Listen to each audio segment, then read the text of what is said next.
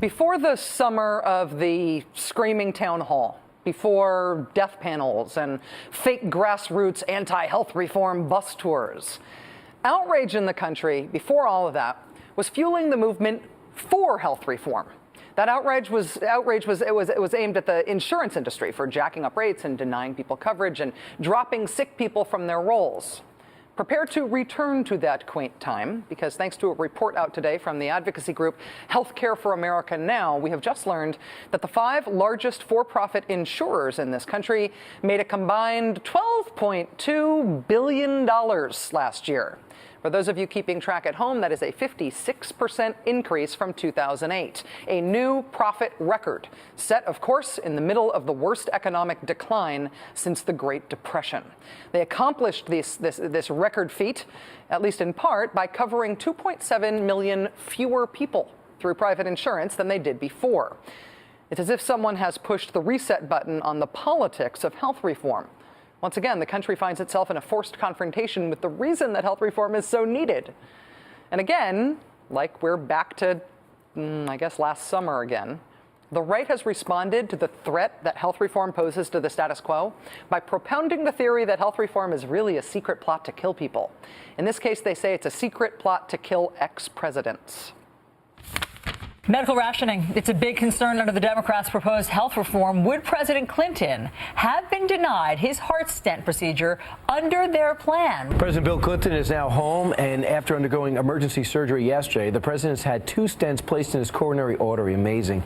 So if the Democrats' health care reform had gone through, would President Clinton have received the stents? Does President Clinton, or you or I who needs it, get the stent under that new regimen of health care effectiveness?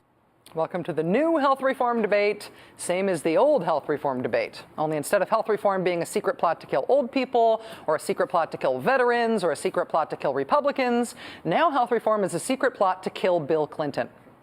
That's the story on the right.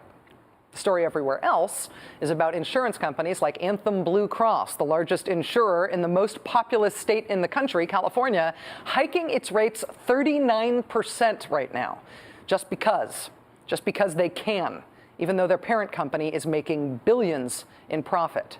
Joining us now is Ezra Klein, staff writer at The Washington Post. Ezra, thanks very much for coming on the show. Good evening, Rachel.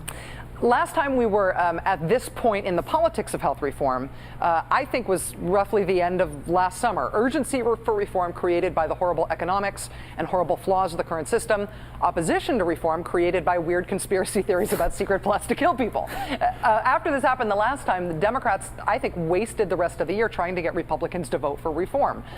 Do you think that they're making the same mistake again?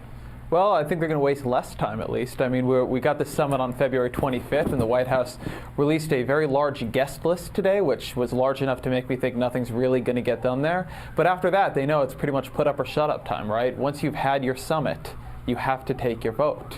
And today, the most encouraging thing I've seen yet happened. You had Republicans demanding the Democrats not make a secret deal to pass health care reform until the summit, which suggested that they think Democrats might be able to make a deal still to pass health care reform. So hopefully they'll be able to make it right after the summit and figure this out. Ezra, we keep hearing that Democrats are looking at reconciliation, that they're working on it, that it's hard to do. I feel like you get the policy ins and outs of this better than anybody else who I talk to about this subject. How long would it take Democrats really, if they wanted to pass health reform, if they really got their act together, how long would it take them? 24 hours. Literally 24 hours, Rachel. So reconciliation, which is the second most boring word in the English language, is actually not even necessary. The Senate bill, you could argue it's better or worse than the House bill. You actually could just pass it on its own, though. You wouldn't need to reconcile. The House could take it up tomorrow, pass it, and Barack Obama could sign it by nightfall.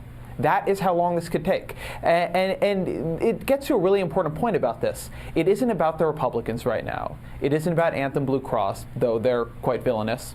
It is about the Democrats. They have the bills. They have passed the bills. They have a president ready to sign them.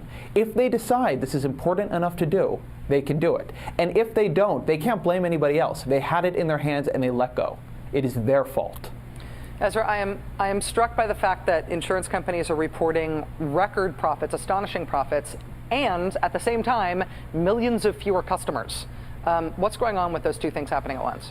Well, they're raising prices. I mean, so my mother is in fact on the Anthem Blue Cross plan out in California, and her premium went up from $790 to $1,094 per month for one person.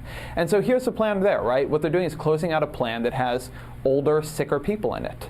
And what happens to these people when they go out onto the individual market is that folks look at them, they say, you got a pre-existing condition, you weren't profitable for Anthem, you won't be profitable for us, and they can't get insurance. This is literally what healthcare reform is there to stop from happening. You wouldn't be able to discriminate against people with these conditions. You wouldn't be able to participate in the exchange if you did these sort of 40% rate hikes. They would kick you right out. And yet, the thing we seem to think is more relevant than the Anthem Blue Cross situation, which is happening to actual human beings, is Scott Brown, who beat a Red Sox-hating candidate who wouldn't shake a voter's hand in Massachusetts. It's really rather appalling.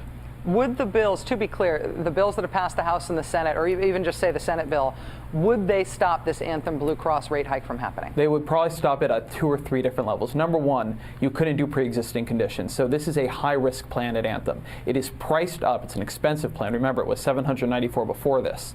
It's priced up because these people are somewhat older, but more to the point, they're somewhat sicker. There are a lot of pre-existing conditions in this pool. That's number one. Number two, in the exchange, where they would have to be, you cannot do a rate increase like this unless you can justify it to the people running the exchange. And if they don't think it is in their customers' best interests, they kick you out.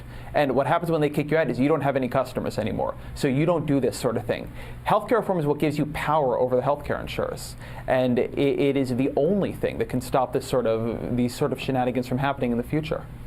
Ezra Klein, staff writer for The Washington Post, thanks very much for joining us tonight. It makes me all the more angry to find out that it's your mom, so please give her our best. Me too. Thank you. All right, thanks.